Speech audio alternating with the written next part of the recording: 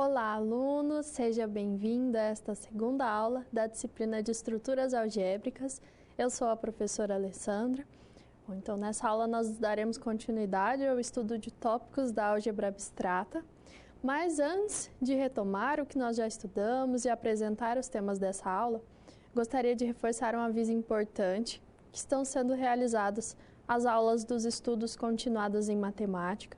Então, todas as segundas-feiras, às 19h05, existem aulas ao vivo que são transmitidas a respeito de conteúdos básicos da matemática. Então, conteúdos de frações, conjuntos numéricos, potenciações, entre outros temas, serão abordados nessas aulas. Então, fica o convite para que você possa participar também dessa atividade e possa, por meio de aulas diferenciadas, retomar, revisar muitos dos conteúdos com os quais você já trabalhou durante toda a sua formação e que são exigidos em diversas disciplinas ao longo do curso de graduação. Então, existe essa oportunidade para que você possa acompanhar essas aulas, tirar as suas dúvidas, realizar atividades e também será disponibilizada essas aulas na biblioteca digital para acompanhamento também ao longo de todo o semestre. Então, é importante estar atento também a essas outras oportunidades em que nós temos de retomar os nossos conhecimentos básicos da matemática, que vão ser importantes não somente em estruturas algébricas, mas na disciplina de cálculo, em todas as demais disciplinas que serão cursadas nesse e nos próximos semestres. Bom, então, nós iniciamos na primeira aula com a avaliação de dois temas importantes, das relações e das demonstrações. Então, nós vimos que uma relação é um subconjunto de um produto cartesiano e para a construção das relações nós precisamos tomar como base os elementos da teoria de conjuntos. Então, muitos dos conceitos, tanto a caracterização de um conjunto, dos elementos, a relação de pertencer, de um conjunto estar incluído em outro, a união, a interseção.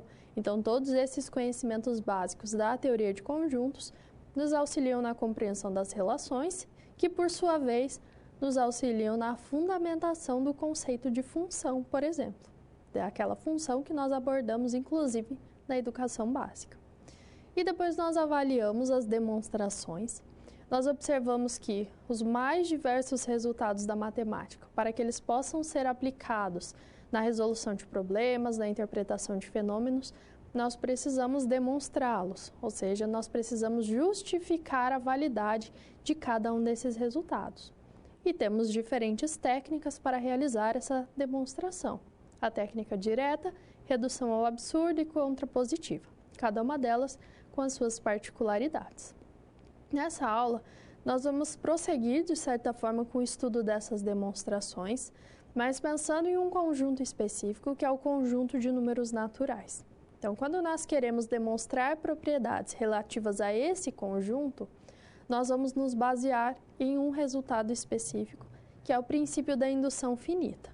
Então, existe uma técnica voltada especificamente ao conjunto de números naturais.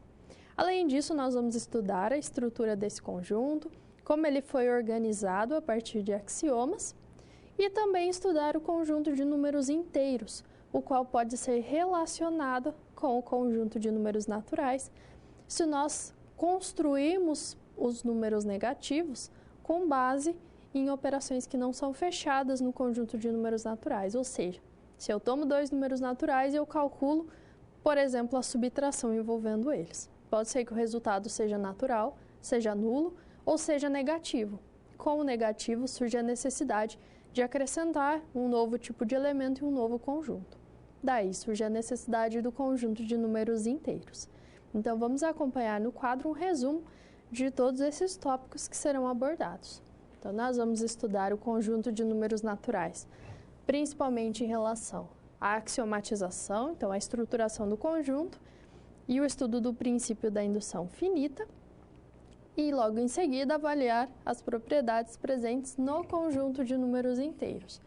Então, quais são as operações definidas nesse conjunto, as propriedades correspondentes, como que eu estudo a divisão envolvendo números inteiros, a qual estará diretamente relacionada com a divisibilidade, e como que nós podemos abordar esse tema na educação básica.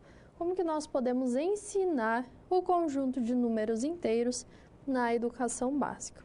Então, esses são os principais temas que nós discutiremos ao longo dessa aula.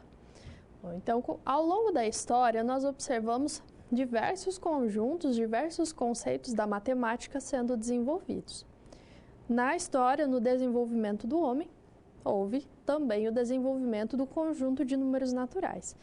Geralmente, esse é o conjunto com o qual nós temos um contato mais cedo, né? Desde a nossa infância.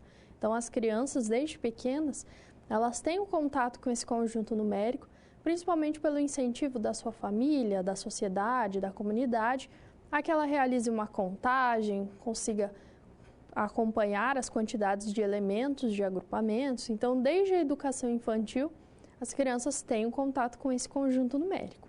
Nos anos iniciais do ensino fundamental, ela também tem um contato com esse conjunto. E é a partir dos anos finais do ensino fundamental, principalmente, que existe o acréscimo dos demais conjuntos numéricos. Então, o conjunto de números naturais, em geral, ele é trabalhado antes dos demais, devido a essa possibilidade de associação com a contagem.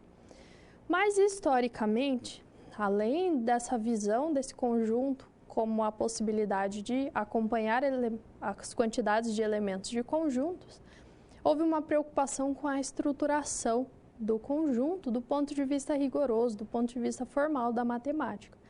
Então, historicamente, houve a necessidade de estruturar esse conjunto, e essa estrutura foi possível a partir da identificação de axiomas, de verdades aceitas sem demonstração, e que foram propostas pelo matemático Peano.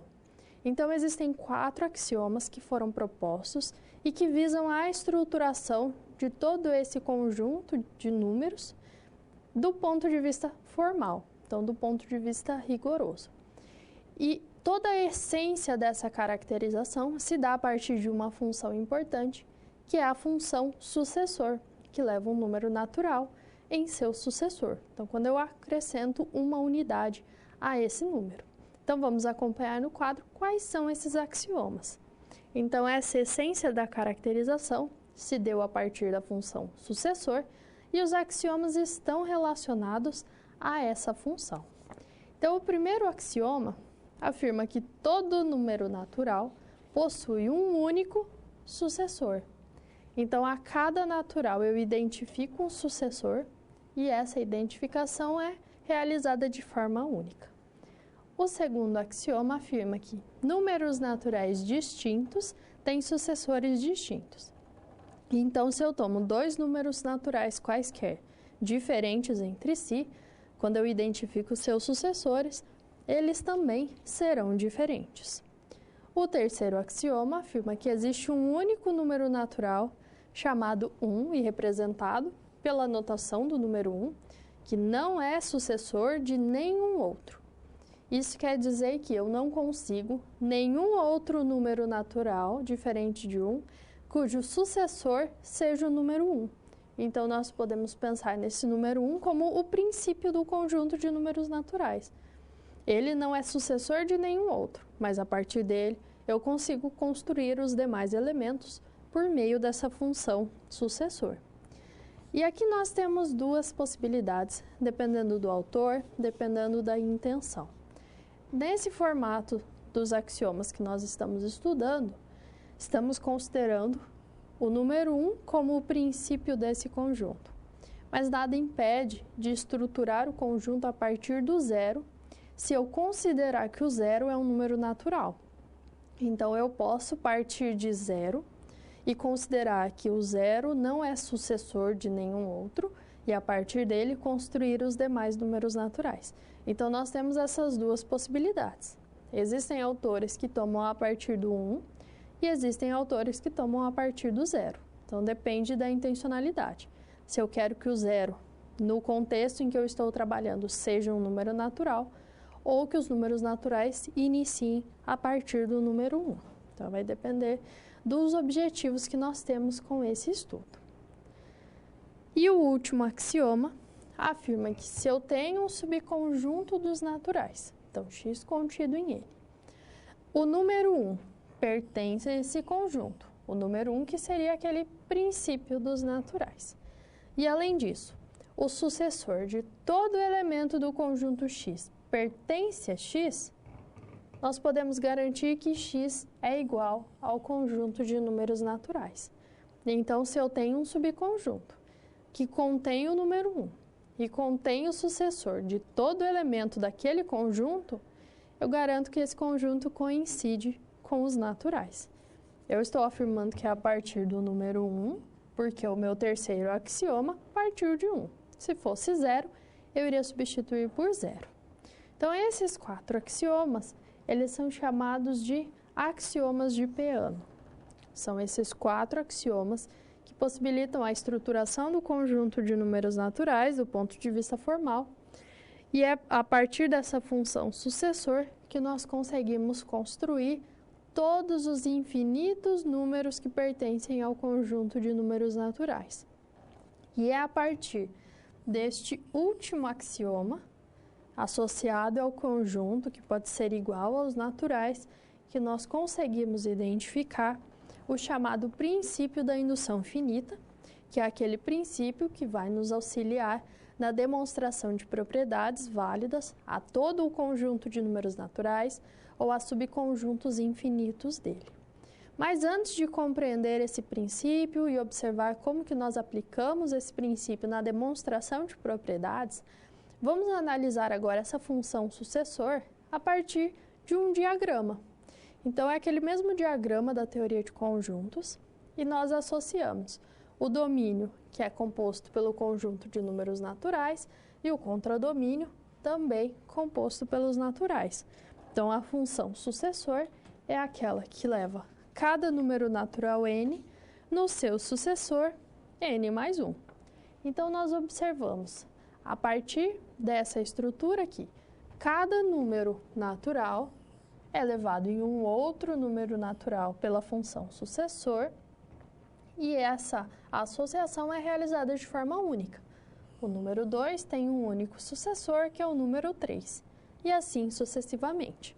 Então, aquele primeiro axioma está sendo verificado para essa função.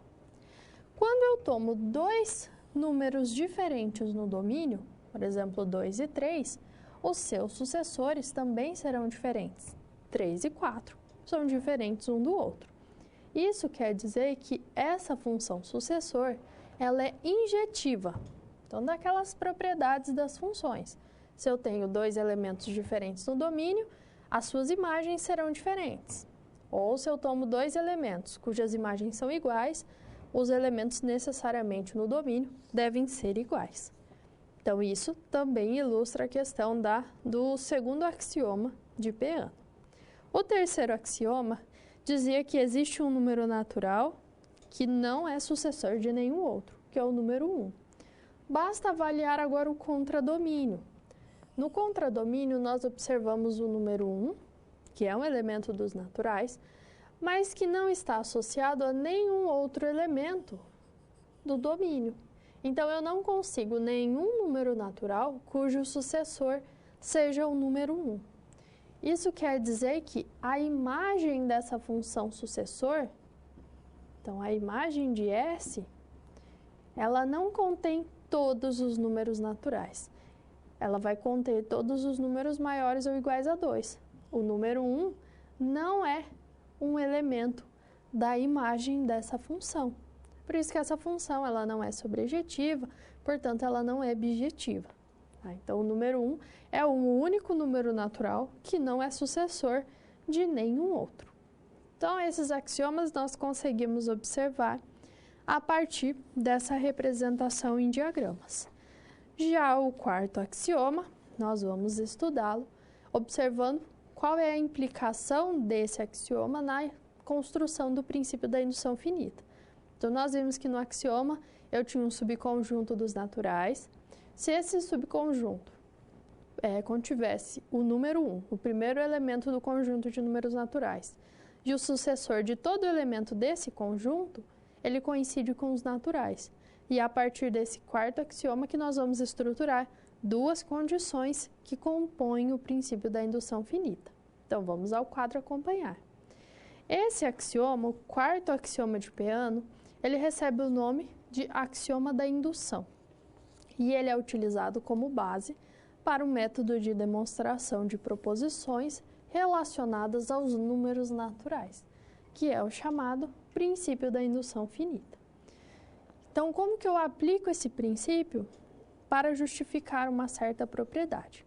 Então, inicialmente, eu tenho uma propriedade P de N, eu vou representá-la por P de N, porque ela depende de N, e eu quero provar que ela é verdadeira para todo natural N maior ou igual a 1. Então, eu quero mostrar que a propriedade é válida para uma infinidade de casos. Se eu fosse avaliar uma por uma, eu não conseguiria, porque eu sempre consigo um sucessor, um número natural maior, e eu nunca vou conseguir terminar esse processo, porque o conjunto de números naturais é infinito. Mas eu vou utilizar de um artifício que permita avaliar essa propriedade para todos os infinitos naturais. Então, se essa propriedade ela satisfizer duas condições, considerando sempre esse n maior ou igual a 1, eu comprovo a sua validade. Quais são essas condições? Se eu estou avaliando para n maior ou igual a 1, eu vou iniciar provando que a propriedade é verdadeira para o número 1, para o primeiro elemento desse conjunto. Sendo essa condição satisfeita, eu vou para a próxima. Para todo n maior ou igual a 1, se eu considero um n qualquer que satisfaça essa condição, e eu considerar que a P de n é verdadeira, ou seja, que a propriedade é válida para esse n, eu preciso mostrar que ela vai ser válida para o seu sucessor. Então, supor que a propriedade é válida para algum n, significa que eu estou construindo a chamada hipótese de indução. Então, a hipótese de indução está relacionada a essa segunda condição, e seria esse fato de supor que a propriedade é válida para algum número natural, no conjunto em que eu estou estudando, e a partir dela eu quero mostrar que a propriedade é válida também para o sucessor de n, para o n mais 1. Se as duas condições forem satisfeitas simultaneamente, eu posso concluir que a propriedade P de n ela vai ser verdadeira para todo natural n maior ou igual a 1, para os infinitos números naturais maiores ou iguais a 1. Então, essa é a estrutura do princípio da indução finita, e eu posso aplicá-lo como esse caso para todos os naturais, todos os n maiores ou iguais a 1, ou eu posso me restringir a um subconjunto que seja infinito. Por exemplo, provar uma propriedade para todo n maior ou igual a 3, maior ou igual a 10. Então, depende do tipo de propriedade, nós não vamos partir do 1, mas vamos partir de um outro número natural. Mas sempre é um princípio que eu comprovo a validade de uma propriedade para todos os números naturais, então para os infinitos elementos do conjunto de números naturais, ou para um subconjunto desse conjunto que seja também infinito. Então, eu sempre avalio em casos infinitos.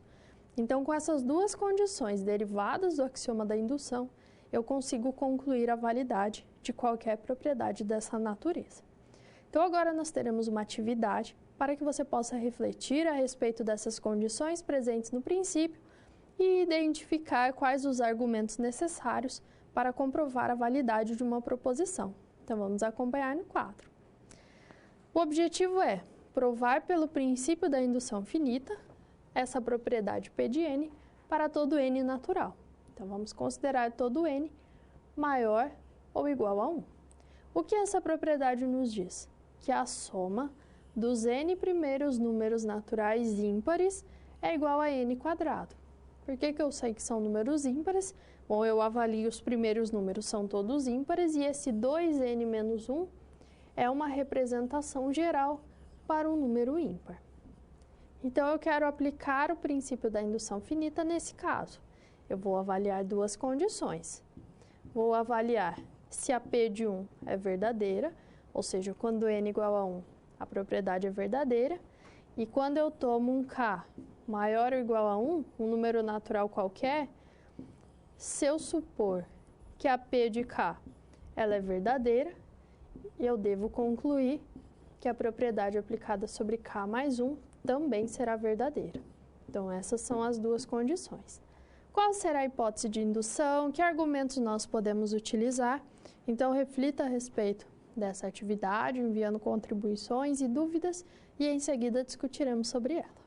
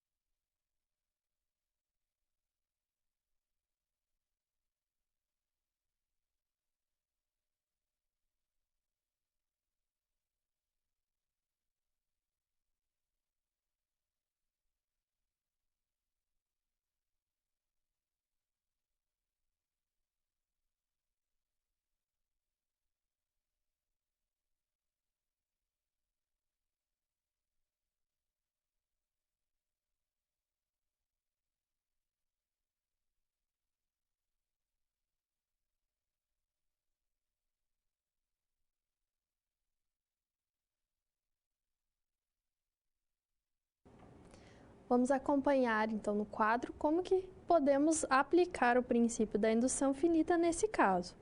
Então, nós temos duas condições a serem avaliadas. A primeira condição diz respeito ao primeiro elemento desse conjunto que eu estou estudando, que no caso é o número 1. Então, eu vou verificar se a propriedade é válida em relação ao número 1. O primeiro membro da equação da propriedade é a soma dos n primeiros números ímpares.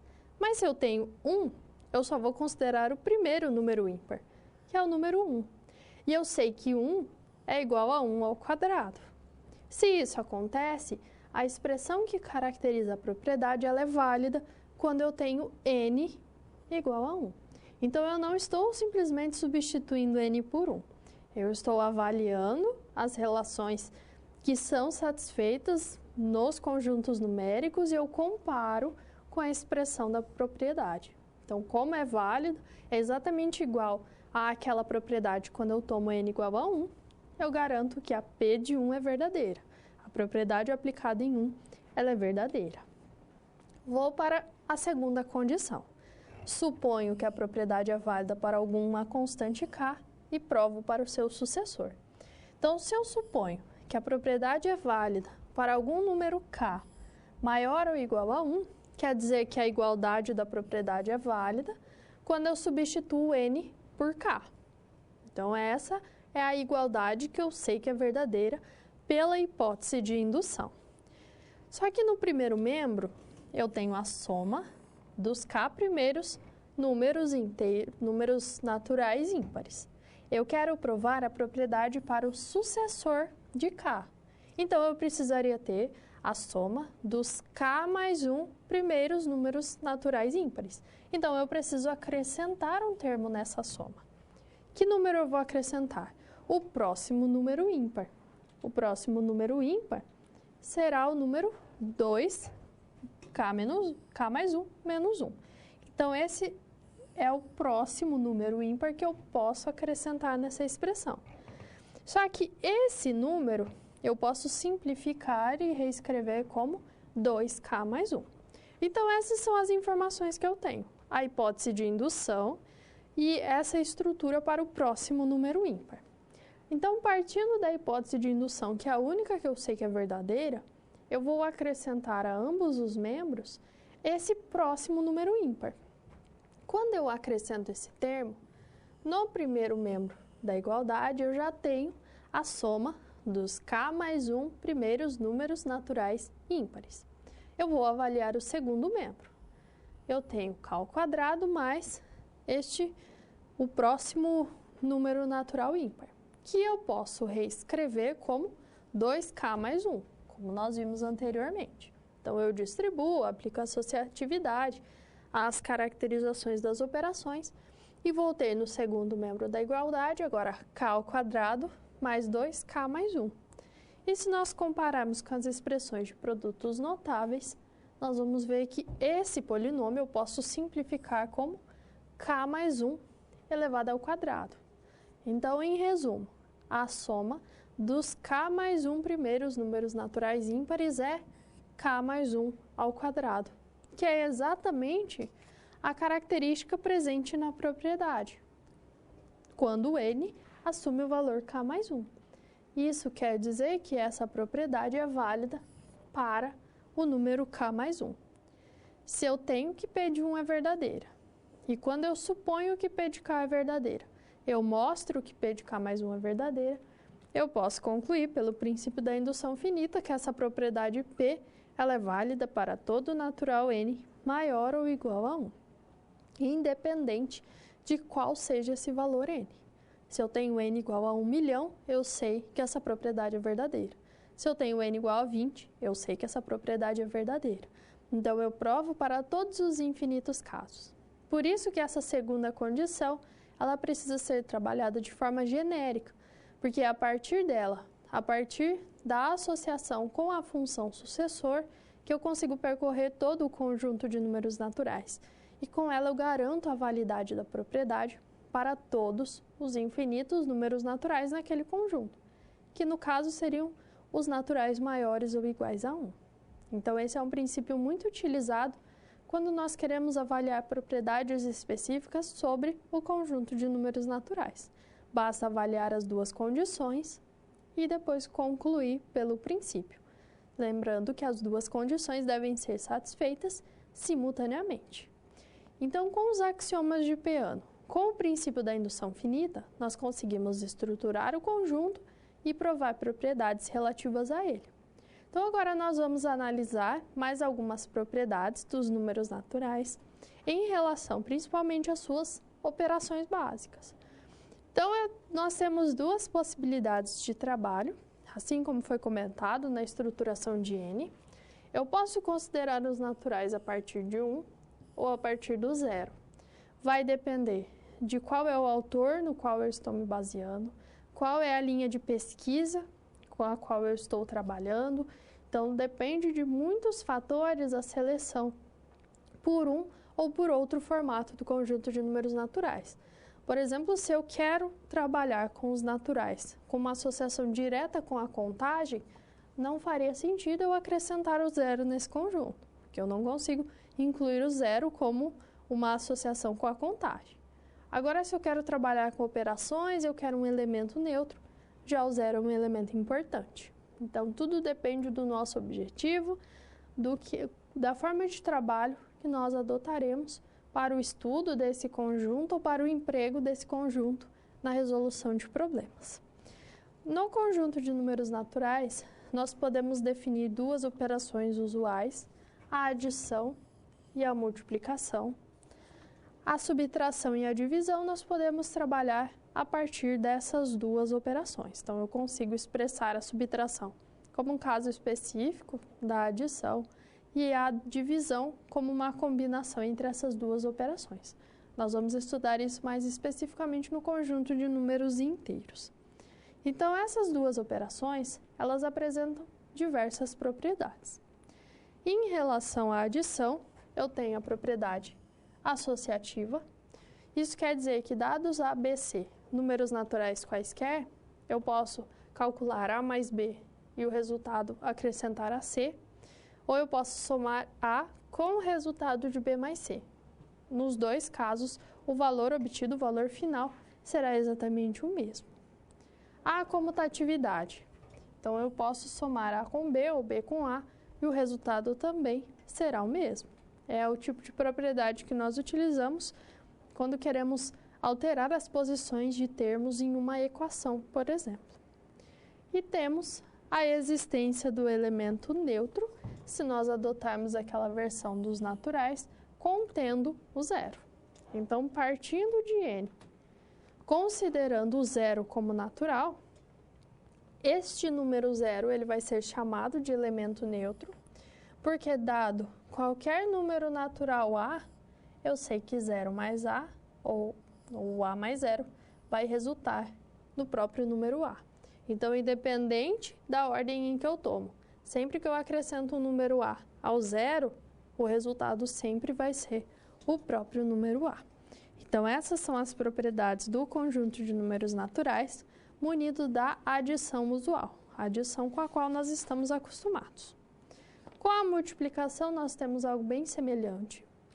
A associatividade segue o mesmo princípio, então A multiplicado por B e o produto multiplicado por C, ou A multiplicado pelo produto entre B e C, resultam dos mesmos valores.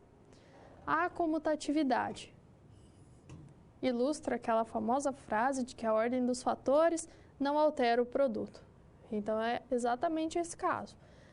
O produto entre A e B, ou entre B e A, esses dois valores serão exatamente iguais, porque a multiplicação dos números naturais ela é comutativa. Somente por isso que eu consigo trabalhar com essas alterações nas posições dos termos.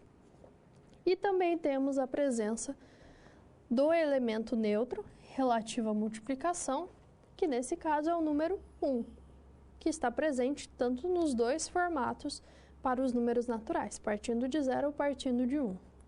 É a mesma propriedade, só que agora adaptada à multiplicação dos naturais.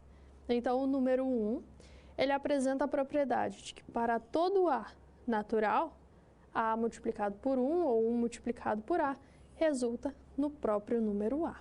Então, observe que nós alteramos o elemento neutro e alteramos a operação, mas a expressão é muito semelhante àquela da existência de elemento neutro da adição. Então, esses são os conjuntos de propriedades verificados para cada uma das operações de forma independente. Mas quando eu trabalho com a união entre essas duas operações, eu ainda verifico uma outra propriedade, que é a distributividade da multiplicação em relação à adição. Então, isso significa que A multiplicado por B mais C é igual a AB mais AC. Eu consigo distribuir essas multiplicações em relação à soma. O mesmo acontece na outra ordem. A mais B multiplicado por C resulta em AC mais BC, que também é uma expressão muito utilizada, uma propriedade muito importante quando nós queremos resolver equações polinomiais, por exemplo. Em diversos momentos, nós precisamos trabalhar com essa distribuição de termos, com a distributividade, então, da multiplicação em relação à adição. E agora, resumindo todas essas propriedades, nós observamos que tanto na adição quanto na multiplicação, as mesmas propriedades são verificadas: a associatividade, a comutatividade e a existência de elemento neutro, desde que para a adição nós consideremos que o zero é um número natural. Se ele está em N, temos a existência de elemento neutro. Se ele não está em N, não temos a existência de elemento neutro como sendo uma propriedade da adição. A de elemento neutro da multiplicação sempre está presente porque o número 1 é sempre um número natural. E em conjunto da adição com a multiplicação, temos a distributividade. E são essas propriedades que possibilitam a resolução das mais variadas equações ou problemas que sejam modelados por esse conjunto especificamente, pelos números naturais. Então, muitas vezes nós aplicamos procedimentos sem compreender o porquê que nós podemos aplicar cada um deles. Então, muitas vezes são essas propriedades que estão presentes, não necessariamente de forma isolada, mas nós aplicamos 2 ou 3 propriedades simultaneamente, e é somente pela existência delas que nós conseguimos resolver problemas que sejam baseados nesse conjunto. Nós observamos, então, que o conjunto de números naturais pode ser estruturado formalmente por meio de axiomas. Nós temos operações com propriedades, mas dependendo do tipo de estudo, nós não conseguimos resolver os problemas somente a partir do conjunto de números naturais. Então, se eu estou resolvendo uma equação que vai envolver uma subtração, por exemplo, 2 menos 5, esse resultado ele não é um elemento do conjunto de números naturais. Então, surge a necessidade de considerar um conjunto maior, um conjunto que possibilite o estudo desses tipos de problemas. E aí surge a necessidade de estruturar também o conjunto de números inteiros. Então, esse é um outro conjunto importante, que é aquele que deriva do conjunto de números naturais, porque ele vai envolver todos os naturais, todos os elementos agora negativos, então todos os números negativos e também o zero. Então, nós temos o acréscimo desses elementos, que são os números negativos, e com isso nós temos o acréscimo também de propriedades e algumas características importantes. Então, nós vamos estudar agora a estrutura desse conjunto. Então, os números inteiros apresentam todos os números naturais, todos os números negativos e também o elemento zero. E sobre ele nós definimos 2 operações, a adição e a multiplicação usuais, que são operações fechadas nesse conjunto. O que isso quer dizer? Que quando eu trabalho com a adição entre números inteiros, o resultado é o número inteiro. O produto entre números inteiros também é sempre um número inteiro. Então, não existe a possibilidade de operar números entre si, pela adição, pela multiplicação no conjunto de números inteiros, e o resultado não ser um número inteiro. Em relação à adição, nós verificamos propriedades comuns em relação aos naturais. Então, a adição de inteiros, ela é associativa, ela é comutativa, existe o elemento neutro, que nesse caso ele vai sempre existir porque o zero sempre é um número inteiro. Mas quando eu acrescentei os números negativos, eu também tive o acréscimo de uma propriedade, que é a chamada existência de elemento oposto. O que isso significa? Quando eu tomo um número inteiro qualquer, por exemplo, o número 5, eu consigo identificar um outro número inteiro que, ao ser somado com 5, resulta em zero, que é o elemento neutro. Então, nesse caso, seria o menos 5. Então, 5 mais menos 5 resulta em zero. Então, isso eu sempre consigo avaliar para qualquer número natural, não somente para qualquer número inteiro, não somente o 5, mas todos os demais inteiros. Então, para cada inteiro A, eu consigo identificar um outro inteiro menos A, tal que A mais menos A ou menos A mais A resulta em zero, e zero sendo o elemento neutro da operação de adição. Então, comparando os números inteiros com os naturais, nós temos a vantagem do acréscimo dessa propriedade de existência de elemento oposto, que também pode ser chamado de elemento simétrico em relação à adição. Então, em geral, o termo oposto é porque eu estou me referindo a uma operação de caráter aditivo, né? Uma espécie de uma adição. Nesse caso, é realmente a adição usual. Em relação à multiplicação, as mesmas propriedades dos naturais são verificadas aqui. Temos a associatividade, a comutatividade, a existência do elemento neutro. O elemento neutro também é o número 1, que é um número natural, mas também é inteiro. E quando nós unimos essas duas operações, a adição e a multiplicação, temos também a distributividade da multiplicação em relação à adição. Então, comparando a estrutura do conjunto de números inteiros com as suas duas operações, com a estrutura dos naturais, a diferença que nós temos é o acréscimo da propriedade de existência de elemento oposto, a existência de elemento simétrico em relação à adição. Então, já temos uma vantagem, porque nós conseguimos empregar agora esta outra propriedade, que é muito utilizada quando nós queremos resolver equações, por exemplo. Quando eu tenho uma expressão do tipo x mais 3 igual a 2. Então, para resolver esse tipo de expressão, eu vou considerar o elemento oposto, 3, vou trabalhar com as demais propriedades e identificar qual é a solução da minha equação. Então, eu preciso empregar as propriedades para resolver esse tipo de equação polinomial. Então, essa é a estrutura que nós temos para os inteiros. Existem problemas em que nós não queremos avaliar todo o conjunto de números inteiros, mas nós queremos restringir alguns subconjuntos importantes. Com isso, nós podemos nos deparar com algumas notações particulares, como z com asterisco, mais, menos. Então, nós vamos interpretar agora algumas dessas simbologias que podem surgir nos diferentes materiais didáticos. Então, vamos ao quadro estudar subconjuntos importantes do conjunto de números inteiros. Então, o z é a sigla do conjunto de números inteiros.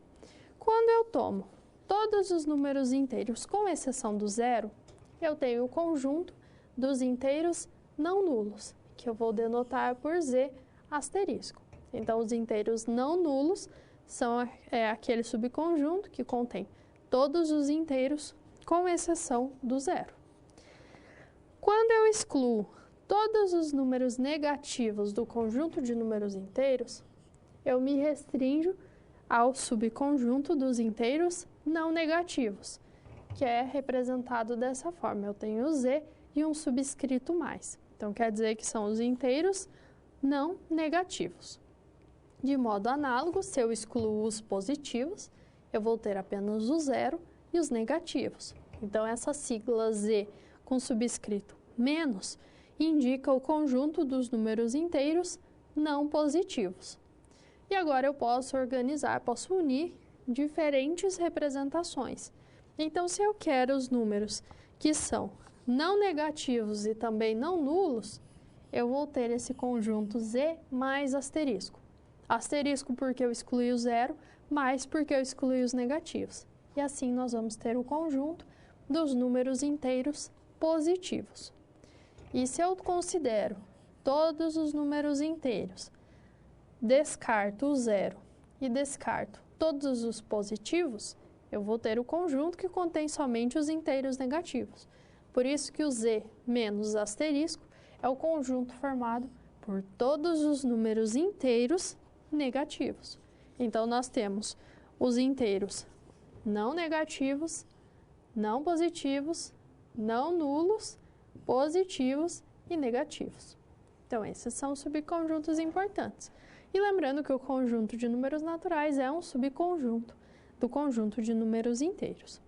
Então, além daquelas propriedades específicas das operações que nós vamos observar depois, que são propriedades que vão possibilitar o estudo das estruturas algébricas baseadas nos inteiros, existem outras propriedades importantes que possibilitam a resolução de equações, a interpretação de problemas, entre outros fenômenos. A propriedade da integridade afirma que se nós temos dois números inteiros cujo produto é nulo, então um desses inteiros terá que ser necessariamente nulo. É a propriedade que nós utilizamos quando, de posse da equação 3x igual a zero, por exemplo, nós concluímos que x igual a zero. Então, 3 e x, no nosso estudo, são números inteiros. Eu sei que o 3, ele é diferente de zero. Então, se o produto entre 3 e x é nulo, um deles tem que ser nulo. Se o 3 é não nulo, o x necessariamente tem que ser nulo. Então, essa é a propriedade da integridade. Quando eu comparo números inteiros entre si, eu tenho somente três possibilidades. Ou o número inteiro A é menor do que B, ou A é igual a B, ou A é maior do que B. E essas são as únicas possibilidades que nós temos. E são comparações que nós podemos analisar, inclusive, na representação na reta numérica. E uma outra propriedade essencial é a regra do sinal, que envolve aqueles produtos entre número positivo e negativo resultar em um número negativo. O produto entre dois números negativos é igual a um número positivo. Então, são todas aquelas manipulações que nós utilizamos na resolução de equações, na resolução de expressões envolvendo os números inteiros, tanto os positivos quanto os negativos, quanto o zero. Temos também propriedades envolvendo as desigualdades. Então, se eu tenho dois números inteiros A e B, A é menor do que B, C e somente C, A mais C, é menor do que B mais C, em que C também é um número inteiro qualquer. Isso quer dizer que se eu tenho uma desigualdade e eu somo uma mesma quantidade em ambos os membros, a desigualdade não vai ser alterada. Se era menor, permanece menor. Se era maior, permanece maior. E se nós trabalharmos no sentido contrário, é uma espécie de cancelamento. Já na multiplicação, pode ocorrer essa alteração no tipo de desigualdade. Tudo vai depender do sinal assumido por essa constante C. Se eu tenho que A é menor do que B e eu multiplico ambos os membros por uma constante que é positiva, a desigualdade não se altera. Nós vamos ter que o AC é menor do que BC, porque A era menor do que B. Então, permanece a desigualdade inicial.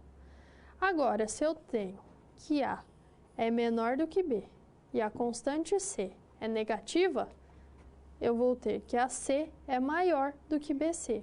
Então, multiplicar por constante negativa interfere no sinal da desigualdade. Se era menor, torna-se maior. Se era maior, torna-se uma desigualdade menor. E por último, o cancelamento. Se eu tenho que A mais C é igual a B mais C, isso implica que A é igual a B. Basta somar o oposto a C em ambos os membros e nós conseguimos concluir essa expressão. E agora, em relação à multiplicação, devido àquela propriedade da integridade, que é aplicada na demonstração desse fato, se eu tenho A como sendo uma constante diferente de zero, então a expressão AB igual a AC implica em BC. Então, eu consigo cancelar esse número A em ambos os membros, porque esse número é diferente de zero e eu consigo aplicar a propriedade da integridade. Então, A vezes B igual a A vezes C, eu consigo substituir por B igual a C. Então, essas são outras propriedades, além daquelas específicas para cada uma das operações. E que é a partir de todo esse conjunto de propriedades que nós conseguimos estudar os mais variados problemas envolvendo o conjunto de números inteiros. Nós observamos dentre todas essas propriedades uma importante, que é a regra do sinal, que é uma propriedade abordada desde a educação básica, quando nós trabalhamos principalmente com a multiplicação de inteiros. Na adição também existe uma regra envolvendo os sinais. Mas nós sabemos que na educação básica o foco não é demonstrar a propriedade, não é justificar de forma teórica cada uma dessas propriedades, mas sim utilizar de recursos, de artifícios que auxiliam os alunos na compreensão dessas regras. Que ele saiba que quando eu multiplico um número negativo por um outro negativo, o resultado é positivo. Mas que tipos de estratégias nós poderíamos adotar para justificar essa regra do sinal lá na educação básica, no 6º, no 7º ano? Que artifícios você utilizaria no momento de se trabalhar com esse conteúdo? Então, gostaria que você refletisse a respeito dessa questão, enviando as suas contribuições, e em seguida nós continuaremos discutindo a respeito desse conjunto.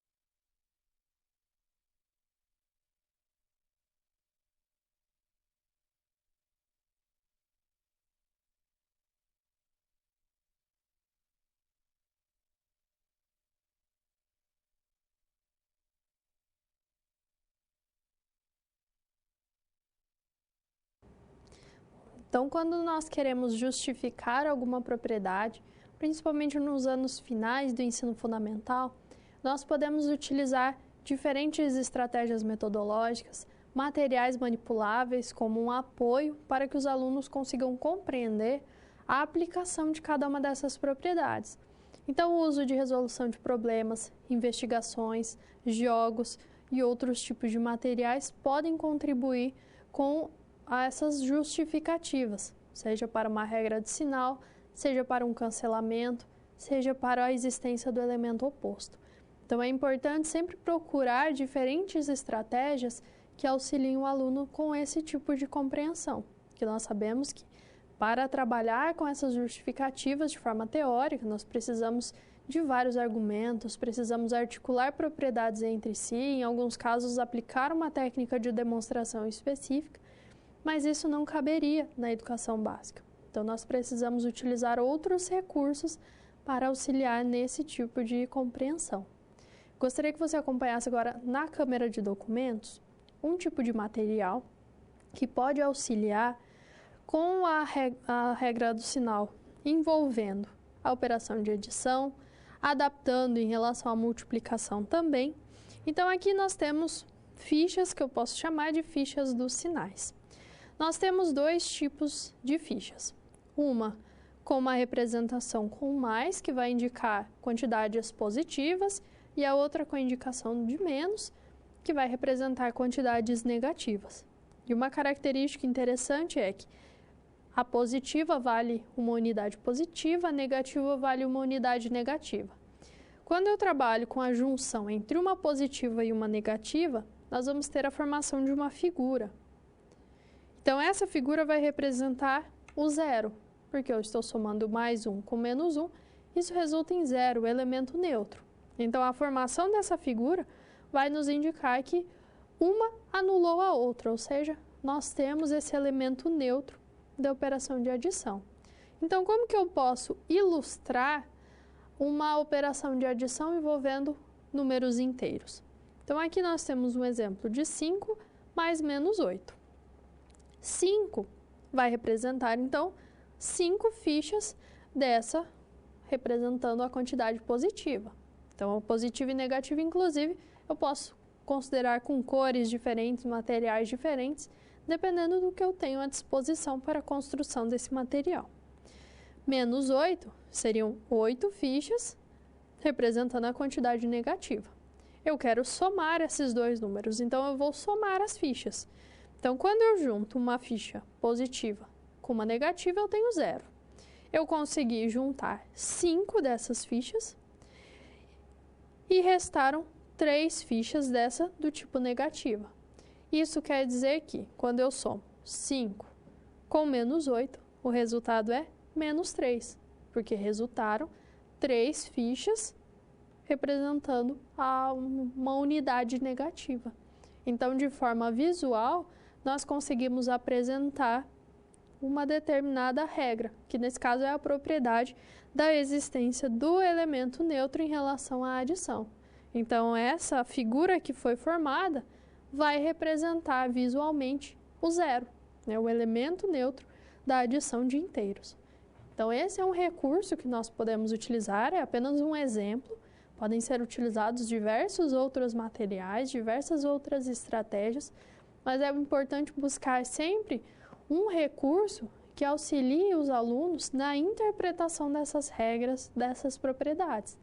O objetivo não é que ele saiba a demonstração, mas sim que ele compreenda qual é o fundamento, como que é o funcionamento daquela propriedade e ele saiba aplicá-la na resolução de problemas, na interpretação de situações.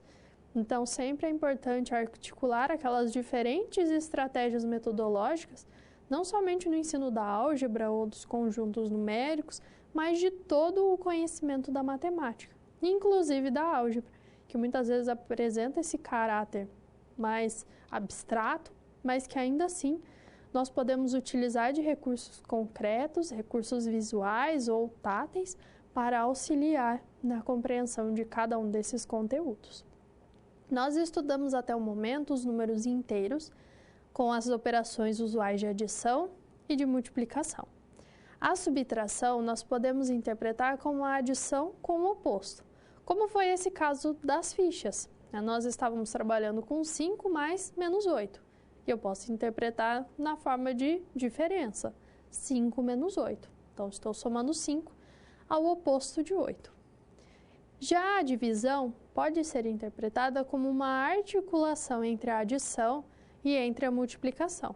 Mas antes de definir o algoritmo da divisão e a sua caracterização, nós precisamos de uma relação importante, que é a relação de divisibilidade, que vai possibilitar a comparação entre números quando nós damos aquele sentido de um número ser múltiplo de outro, por exemplo. Então, se eu tenho números inteiros A e B, eu afirmo que A divide B quando é possível identificar um outro número inteiro, tal que B seja escrito como o produto entre A e C. Então, A divide B quando existe C, que pode ser utilizado na decomposição de B. Mas qual decomposição? Na forma A vezes C. Outras formas de ilustrar essa divisibilidade. Então, eu digo que no caso de A dividir B, que A é divisor de B, ou que B é múltiplo de A. Então, é da relação de divisibilidade que vem a ideia de múltiplos. E como que nós denotamos essa relação? Então, eu vou indicar A barra vertical B para mostrar que eu estou associando o número A ao B, de tal forma que A é um divisor de B. E aqui nós temos uma diferença com aquela notação de fração, por exemplo. Eu estou dizendo que é A divide B, porque eu estou adotando uma barra vertical. A barra inclinada já é relativa à noção de fração. Então, se eu tenho A barra vertical B, eu estou dizendo que o número A divide o B, ou que B é um múltiplo de A. E no estudo dessa relação, nós temos algumas propriedades presentes. A divisibilidade é reflexiva, porque um número sempre divide ele mesmo, basta tomar a constante C como igual a 1. Ela é transitiva, se o número A divide o B e o número B divide C, então A divide C. Além disso, se eu tenho que A divide B e C divide D, o produto entre A e C divide o produto entre B e D. Então, A multiplicado por C divide B multiplicado por D. Observe que aqui se trata da multiplicação. A adição não é satisfeita em uma propriedade semelhante. Então, quando eu somo, eu já não tenho a validade de uma propriedade desse tipo. É importante que você investigue também esse caso da adição, apresentando um contra-exemplo. E se eu tenho que A divide B com B sendo não nulo, então o valor absoluto de A é menor ou igual que o valor absoluto de B. O valor absoluto é aquela mesma ideia da função módulo. Então, se o número A é positivo, o seu valor absoluto é ele próprio. Se ele é nulo, o seu valor absoluto é zero. E se ele é negativo, eu vou desconsiderar o sinal, eu vou tomar o seu oposto. Com base na divisibilidade, que satisfaz a todas essas propriedades, eu consigo construir o chamado algoritmo euclidiano, que é o algoritmo que caracteriza a divisão de números inteiros. É similar ao algoritmo da divisão de naturais, mas nós precisamos ter um cuidado a mais porque agora existem números negativos envolvidos. Então, quando eu avalio o resto da divisão, eu preciso ter que uma certa condição seja satisfeita, preciso ter essa garantia. Então, para aplicar o algoritmo euclidiano, eu vou tomar dois números inteiros, A e D, em que D é diferente de zero. A ideia é decompor A a partir de D, de Q e R. Então, sendo A e D inteiros com D diferente de zero, existem e são únicos os inteiros Q e R, de tal forma que o número A é escrito como D vezes Q mais R. O número A é chamado de dividendo, o D, que é o número diferente de zero, ele é o divisor, Q corresponde ao quociente e R corresponde ao resto. Mas nessa divisão, eu preciso garantir que esse número R, o resto da divisão, ele seja um número maior ou igual a zero e menor que o valor absoluto de D. Então, em valores absolutos, R tem que ser sempre menor do que D, e R sempre é um número ou maior do que zero ou igual a zero. Se ele for igual a zero, nós temos a divisão exata. Então, é a ideia de tomar um número A, dividir por D, obter um quociente e obter um resto, em que esse resto pode ser nulo, mas se ele não for nulo, necessariamente ele tem que ser um número positivo. Então, essa é uma condição essencial quando nós queremos aplicar esse algoritmo no estudo de alguma divisão. Considerando esse algoritmo, considerando essa condição referente ao resto, como que nós podemos aplicá-lo em um caso particular? Como que eu posso dividir o número menos 15 por menos 4? Qual é o quociente e qual é o resto associado a essa divisão? Gostaria que você refletisse sobre essa questão, identificasse esse quociente e resto, e em seguida continuaremos avaliando essa relação específica definida sobre o conjunto de números inteiros.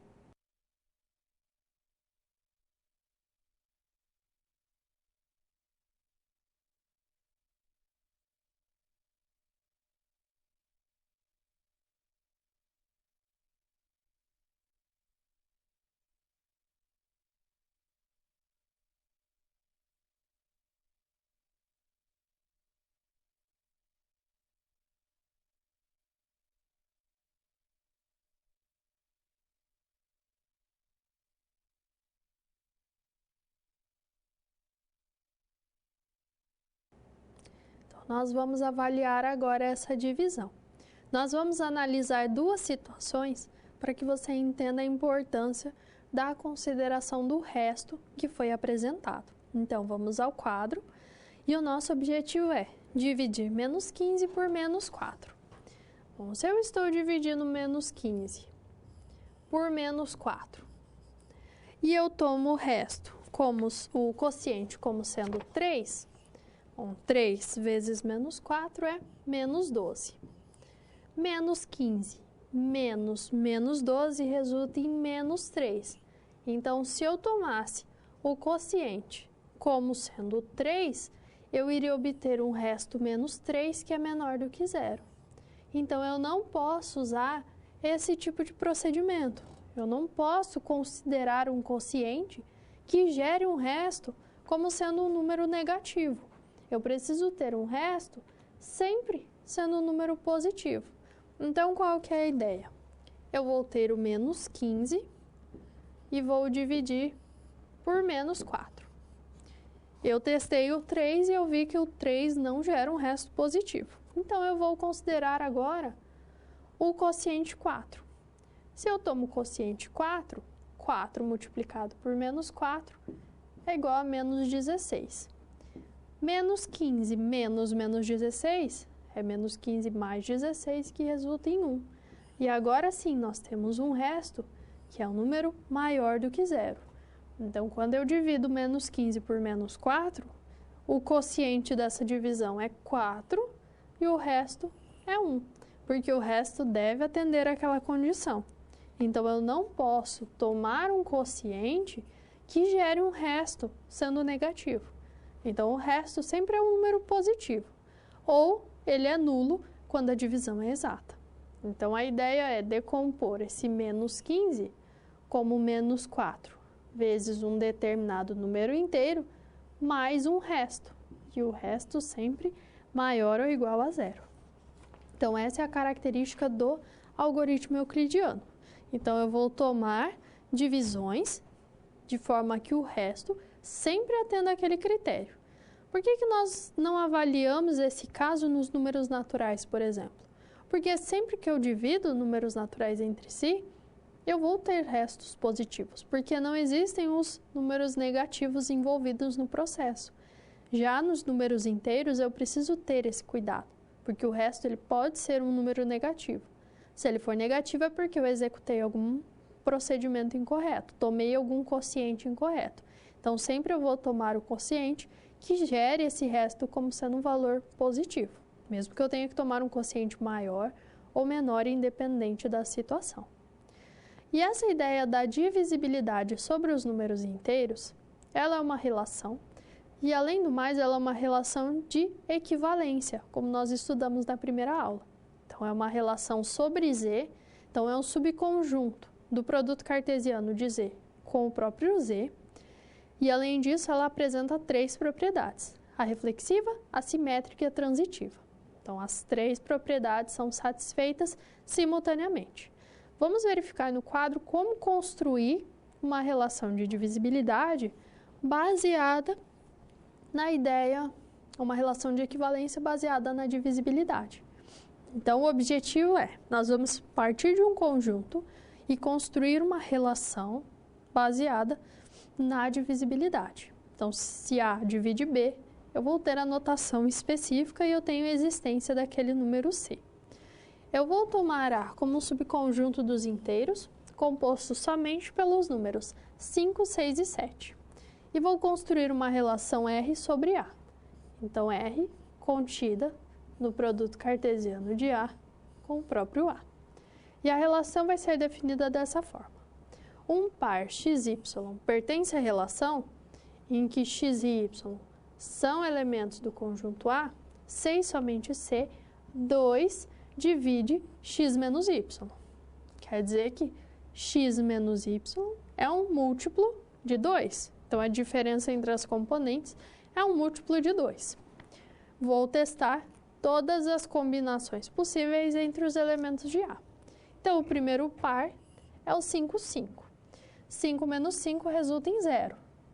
E 0 é um múltiplo de 2. Basta tomar a constante C como sendo o próprio 0. Ou ainda, 2 divide 0. Por isso que esse par 5, 5 está na relação. Agora, o 5, 6. 5 menos 6 é igual a menos 1. E menos 1 não é um múltiplo de 2. Por isso que o par 5, 6 não está na relação. O par 5, 7. 5 menos 7 é igual a menos 2. E menos 2 é um múltiplo de 2. Ou 2 divide menos 2. Por isso que o 5, 7 é um elemento da relação R. E eu vou realizar essa análise com todos os demais pares ordenados do produto cartesiano. Então, qual que é o processo que eu estou empregando? Eu construo todos os pares do produto cartesiano e identifico qual deles satisfaz a condição apresentada. Então, eu tenho o 6, 5, 6, 6, 6, 7, 7, 5, 7, 6 e 7, 7. São todos os pares do produto cartesiano. Mas eu observo que nem todos eles estão na relação R, porque nem todos vão gerar diferenças múltiplas de 2. Com isso, nós vamos ter a construção da relação R. Então, aqui são todos os elementos da relação R. Ela é reflexiva, porque os 5, 5, 6, o 6, o 7, 7 estão na relação, e 5, 6 e 7 são os únicos números do conjunto A. Ela é simétrica, porque esses 3 pares, eles são simétricos deles próprios. O simétrico de 5, 7 é o 7, 5 e vice-versa. Então, ela satisfaz a propriedade simétrica. E quando eu combino os elementos entre si pela transitividade, o resultado sempre está na relação.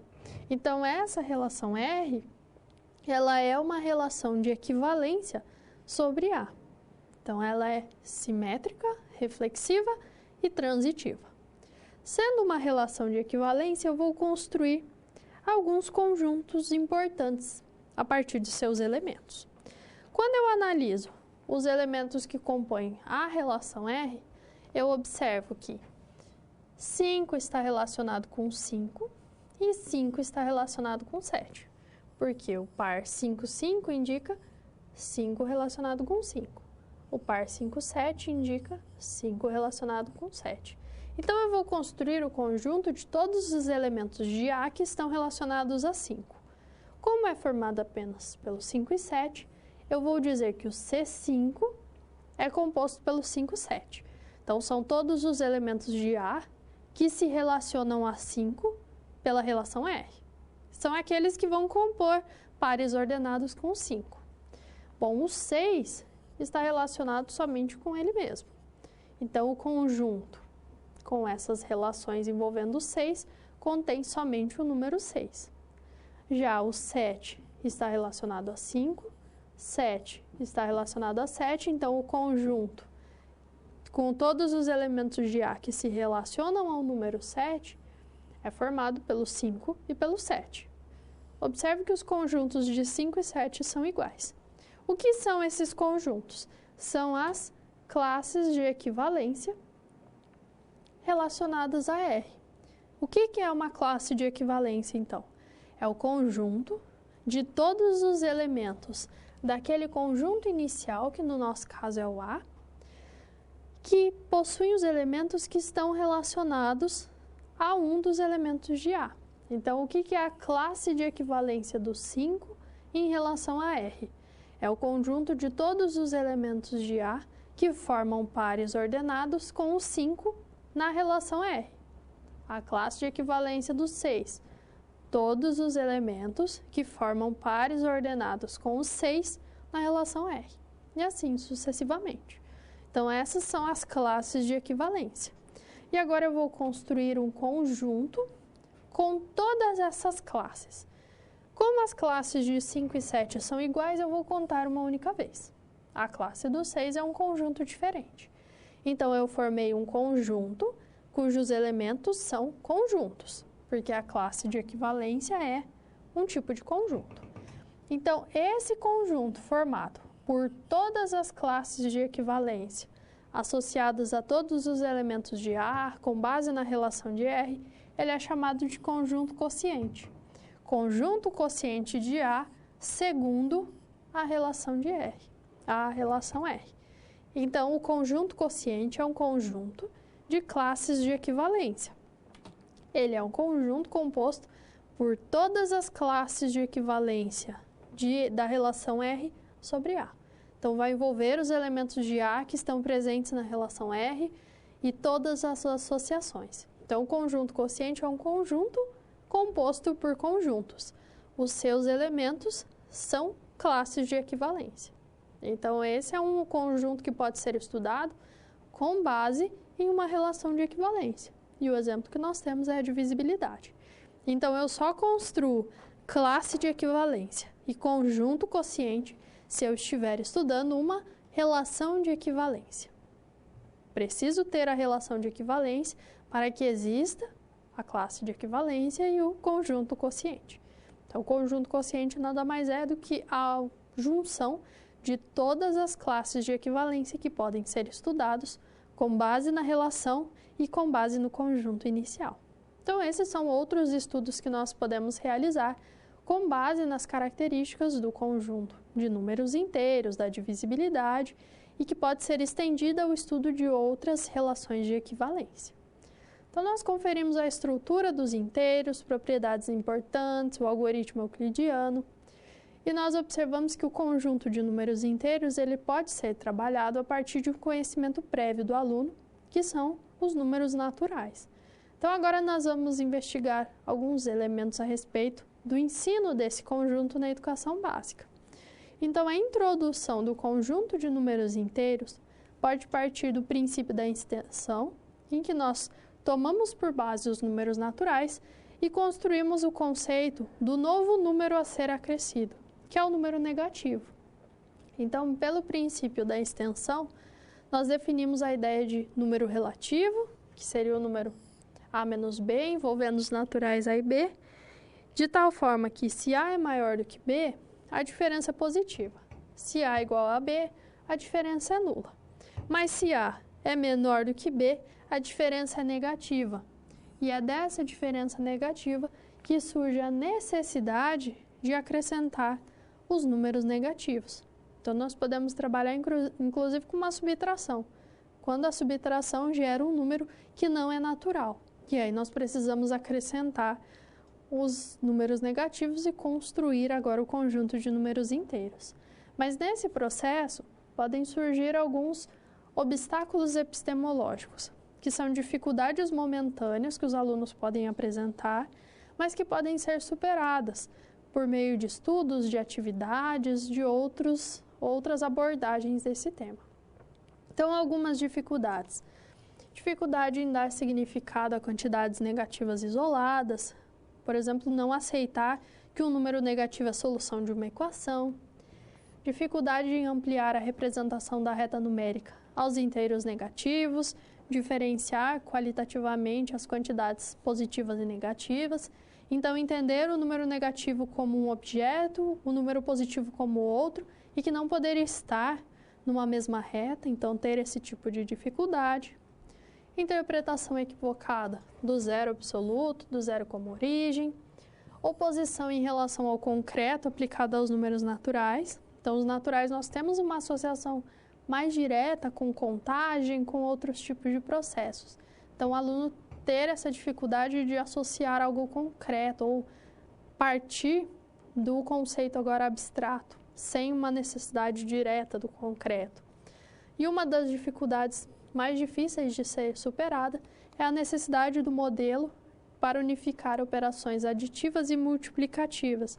Então, o aluno tentar justificar uma propriedade que é válida na operação de multiplicação com base na mesma justificativa da adição. Então, ele tentar integrar essas duas operações a partir de uma única forma. E nós sabemos que não é possível, cada operação tem as suas características próprias, mas ele vai tentar unificar.